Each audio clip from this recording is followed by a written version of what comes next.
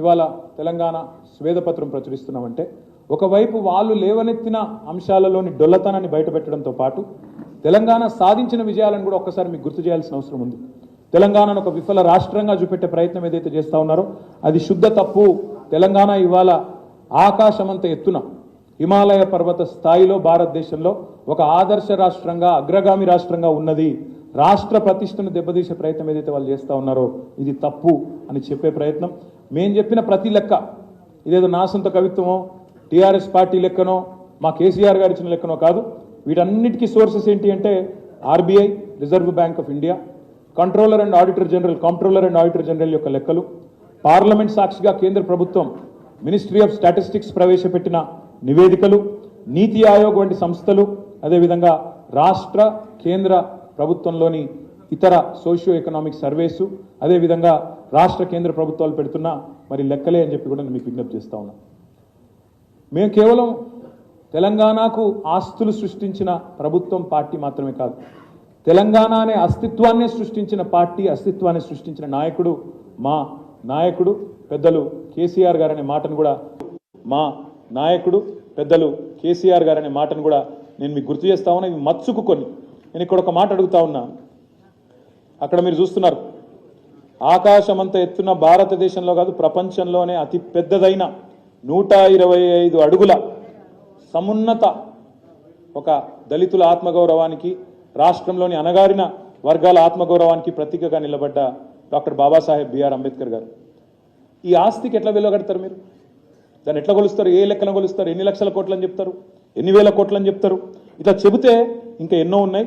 కానీ ఇక్కడ ఒక్క మాట కూడా మీకు చెప్పాలా, వాళ్ళు ఎంత దుర్మార్గం అంటే 60 ఏండ్ల ఖర్చు వాళ్ళ శ్వేతపత్రంలో చూపెట్టింది.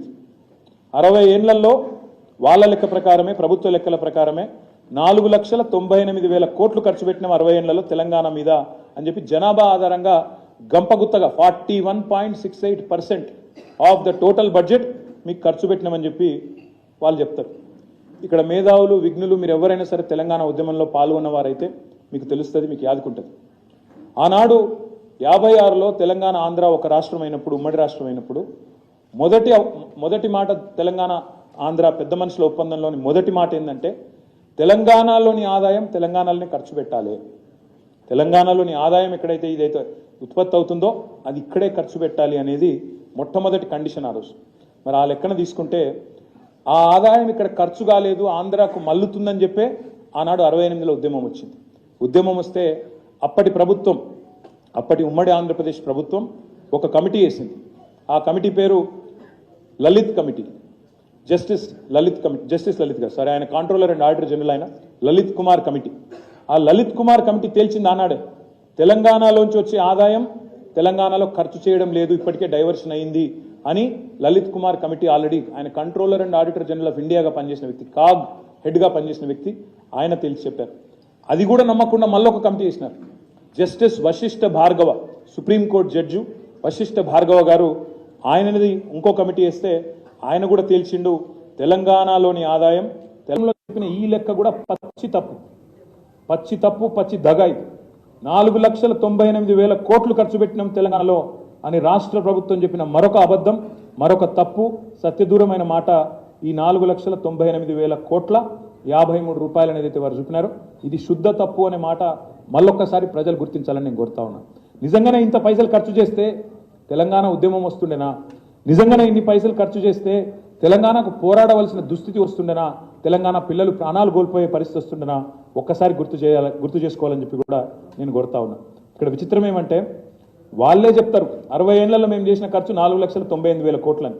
మళ్ళీ వాళ్ళే చెప్తారు అదే శ్వేతపత్రంలో గత 10 ఏళ్ల ఖర్చు తెలంగాణలో కేసీఆర్ ప్రభుత్వం పెట్టింది 13,72,930 కోట్లని వాళ్ళే చెప్తారు.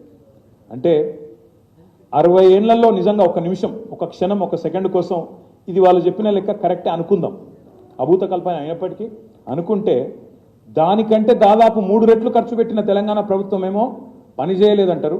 కానీ వాళ్ళు మాత్రం 60 ఏళ్లలో పెట్టింది మాత్రం చాలా గొప్పగా పెట్టినాం, ఖర్చు పెట్టినాం అని చెప్పి మన ముఖ్యమంత్రి గారు, మన గౌరవ పెద్దలు కేసీఆర్ గారిని తూలనాడే ప్రయత్నం, తెలంగాణ రాష్ట్ర ప్రతిష్టను దెబ్బతీసే ప్రయత్నం వారు చేసినారు.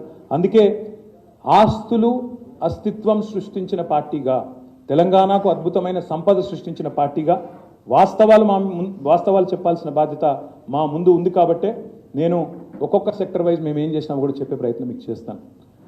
ఎలక్ట్రిసిటీ మీద వాళ్ళు చాలా మాటలు మాట్లాడినారు. మొన్న ఎలక్ట్రిసిటీ జెన్కో కావచ్చు, ట్రాన్స్కో కావచ్చు, డిస్కామ్లు కావచ్చు తీవ్రమైన సంక్షోభంలో ఉన్నాయి. నాశనం కావచ్చు, డిస్కామ్లు కావచ్చు తీవ్రమైన సంక్షోభంలో ఉన్నాయి. నాశనం చేసిపోయింది కేసీఆర్ ప్రభుత్వం అని చెప్పి నోటికొచ్చిన మాటలు మాట్లాడినారు. నేను ఒక్కసారి దయచేసి ఇది గమనించాలని చెప్తా ఉన్నా.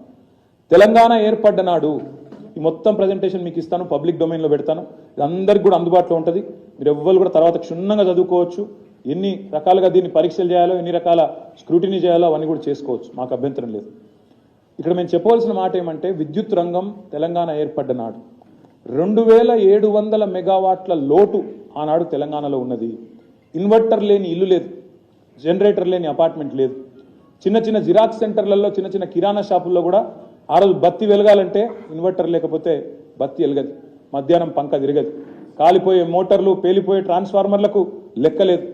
22,000 కోట్ల అప్పు ఆనాటికే మాకు అప్పజెప్పి 2700 మెగావాట్ల లోటు విద్యుత్తుతో మాకు ఆనాడు అప్పజెప్పి పోతే మేమేం చేసినామో ఒకసారి చెప్పాలి మీకు.